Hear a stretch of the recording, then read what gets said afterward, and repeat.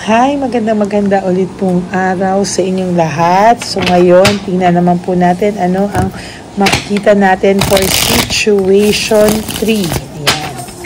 So tingnan po natin ano, yung kanina ay kayo ay nagising ka na lang isang umaga, nahiwalay na kayo at ito ay talagang hindi mo inaasahan at laking gulat kung sa nangyari. Tingnan naman po natin kung ano naman po ang ibang situation ano na makikita natin for situation for the third reading, no?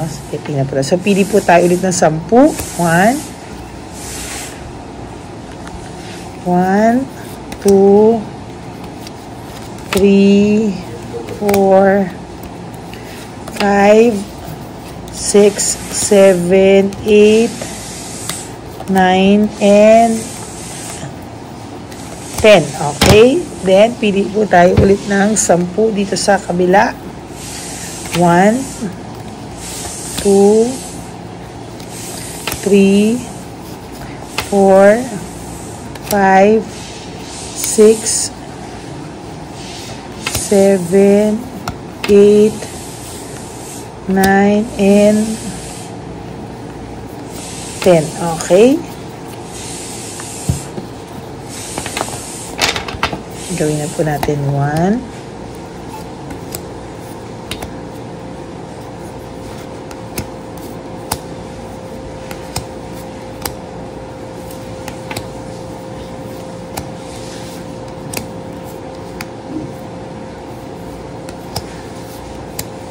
Yan.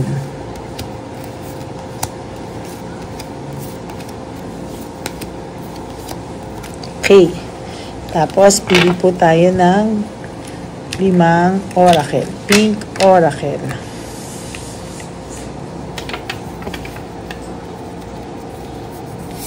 One, 2,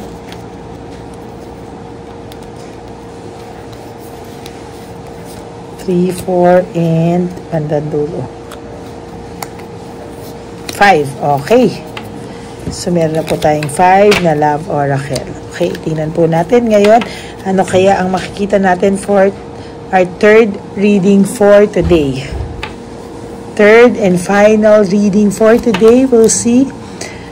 Okay, excess pride. Nakakakita po tayo ng matinding pride and ego dito sa ating card reading number 3. No?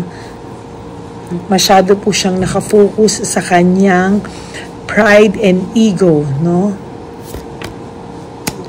At ito po, ang pride and ego po ang dahilan kung bakit po siya nai-stressed at burnout sa mga sandaling ito. Maybe because of too much pride and too much ego, may punishment po ako nakikita dito. There's punishment, no? So, ito po, yung punishment niya po talaga ay nagkakaroon na po siya ng burnout, overstress, pero pinapanindigan niya pa din po ang kanyang pride and ego. No. Ikaw po ay naging masyado mapagbigay sa taong to, naging masyado ka pong generous pagdating talaga sa taong ito. Maaring ang taong ito po ay may ibang kinakasama, kasal siya, iba kinakasama, or meron kayong third party situation. Ayan o. Third party situation.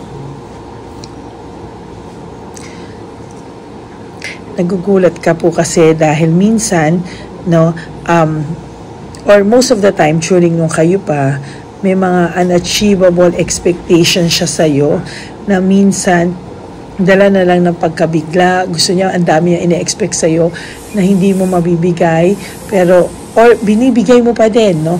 Maybe you are giving your 101% for this person and this person is just giving you 20 to 30% of his or her effort, no?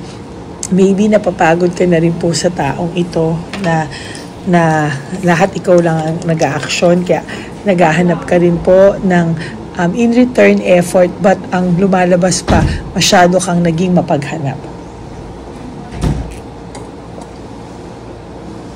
Yan, sorry, uminom po ako. ikaw po ay sobrang sipag magtrabaho, no? Wala ka pong ginawa kundi magtrabaho na magtrabaho para kahit papano po maibigay mo po lahat ng makakapagpasaya sa taong to. Pero sometimes feeling mo hindi pa rin po enough para sa taong to, kaya iniwan ka pa din niya, no?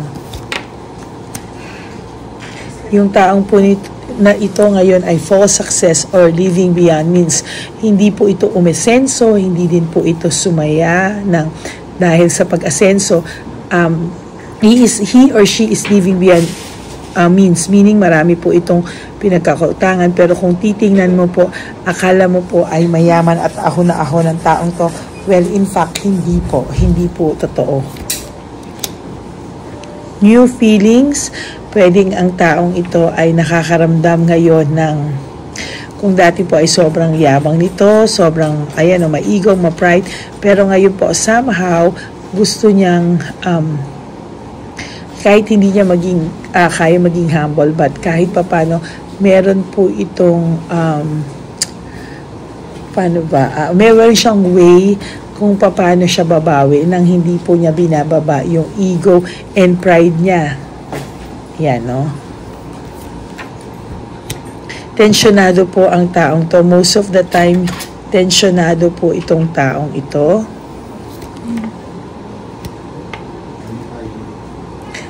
Yung karelasyon po nito sa ngayon ay kabaliktaran mo. Kung halimbawa ikaw po dati yung bigay ng bigay, ito naman po hingi ng hingi, no? Kung dati ikaw ang nagbibigay sa taong to, ngayon siya po yung bigay ng bigay doon dahil akala nga mayaman siya, akala ahon na ahon siya, hindi alam na nahihirapan na siya, no? Na-hold on lang po siya sa mga pangyayari kasi this person has fear of change, no? May pagkakataon pong takot ito makarma, takot po itong gumalaw kasi baka daw bumalik sa kanya yung karma ng ginawa niya sa'yo. Kasi sa totoo lang po, pag ito po ay napapagod, no? Iniisip niya po, napapagod siya, na may namala siya, iniisip niya po na baka binabalikan na siya ng tadhana. So may takot din po siya, no? At natatakot din po itong taong to be honest with you, na sumaya ka at makakilala ka ng iba, magkarelasyon ka ng iba. Takot din po siya kasi iniisip niya po sana na hindi ka makamove on because pag hindi naging ayos ang lahat, gusto niya pa rin someday kayo pa din. No, this person is a very selfish person. Parang babalikan ka niya, win at all cost, lahat ng unbridled ambition niya, iniisip niya na pag naging kayo ulit ay maaayos, no? Pero sa ngayon, nag-e-enjoy siya with his life, pero hindi po totoong nagiging masaya siya, meaning mababaw po na kasiyahan at hindi po ito yung kasiyahan na masasabi mong very deep, no? Hindi po talaga. There's anger and argument, so lagi po silang may pag-aaway ni Chabilitang Palaka at itong sa Manlulokong Syokoy, lagi po silang nag-aaway, no? So, yung mga Chabilitang Palaka po dyan na feeling masyado at pinapalabas na masaya sila, hindi po totoo. There's always anger and argument sa kanilang dalawa. Okay, naghahanap ka ng truth, search for truth. You have your inner voice, you have your inner guidance. So ikaw po ay may intuition, na malakas po ang intuition mo at yung sense of instinct mo, no? So yan po, ang lakas po talaga. Ay, sorry po. Yan, nakita tuloy yung batang dumaan. Hindi ko naman po kasama, dito lang po siya sa okay. Then there's this instability, infatuation and confusion. Maybe sila pong dalawa, nung si Chabilitang Palaka at si Manloloko, confused na po sila sa samahan nila. Why? It's just an infatuation, meaning naghanap lang po ito ng naghanap lang po ito ng feeling of in love, feeling na bago, ganon. Pero the truth is, hindi po totoo yung pagmamahal na naramdaman nila sa isa't isa. It's just infatuation. Then, happy surprise dreamer, meaning meron pong darating sa iyong isang magandang surprise. Maybe sa work mo, maybe sa gusto mong pasukin na new venture sa buhay mo, or if you want to move on with this person at inulungan mo yung sarili mo, then again, sinasabi ko po sa iyo, you will be successful. You just have to follow your instinct, follow your heart, kung saan ka po mapapabuti, and you have to be free, and you have, there's freedom and explore. You have to explore, no, yung mga bagay-bagay. Huwag ka daw pong mag-focus sa nararamdaman mong pain sa puso mo, no? Huwag ka daw po dapat, huwag ka po dapat yung, kumbaga, huwag ka pong yung bang magpo-focus ka na lang sa pain. Huwag daw pong ganon. Kasi, sa totoo lang po, no, hindi po maganda yung nangyayari sa buhay niya, no? Iniisip po niya na parang, ano ba to, binabalikan na ba siya? Ano ba yung nangyayari sa kanya ngayon? Hindi po siya maayos, no, in terms of everything na ginagawa niya, lahat ng mga nangyayari, hindi pa po niya ikaw makalimutan, at nagtataka din po siya bakit. Maybe this person is mataas lang po ang pride and ego, pero I definitely masasabi ko talaga na may pagmamahal pa sa itong taong to, no? Kasi infatuation lang yung naramdaman niya kay Chabilitang Palaka.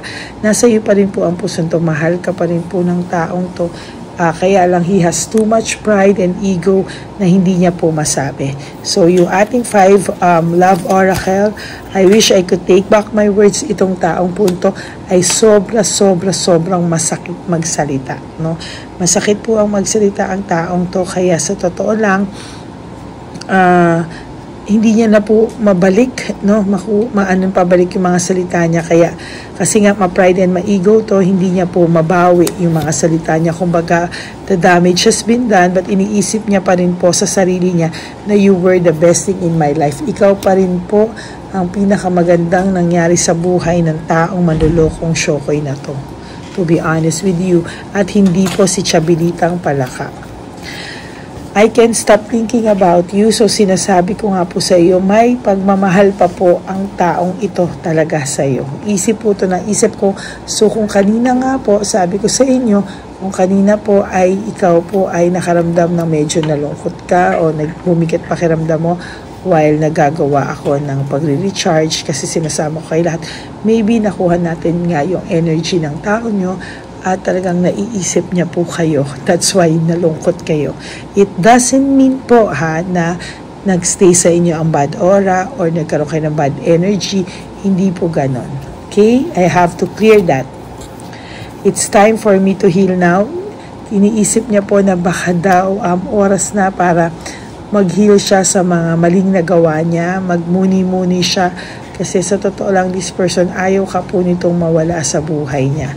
But, no, pero po, parang huli na yung lahat sa kanya kasi parang ayaw niya pa rin gumawa ng aksyon. No, parang ang dating pa rin kasi may pagmamalaki pa din on his part, no. Kahit na itong taong to mahal kami, pagmamalaki pa rin po, no, na hindi niya pa rin po maibaba yung ego niya. And last but not the least, I love you. See, I told you, may pagmamahal pa po siya sa iyo, kaya lang po may pagmamalaki pa rin sa part niya. Yun po ang reading nyo for this day. Third reading and the last reading for today. Ayan po talaga I kept my promise talagang kahit nasa bakasyon po ako, I really find time para po magbigay ng ng private reading sa inyo, but still I don't have private readings po because nagre-recharge po tayo ng energy. Bawal po yan. Okay? So nag-start na po ako kahapon, pero kahapon medyo light pa lang. Ngayon po talaga ay pumunta tayo sa gitna ng dagat at talagang doon tayo nag-recharge. Okay?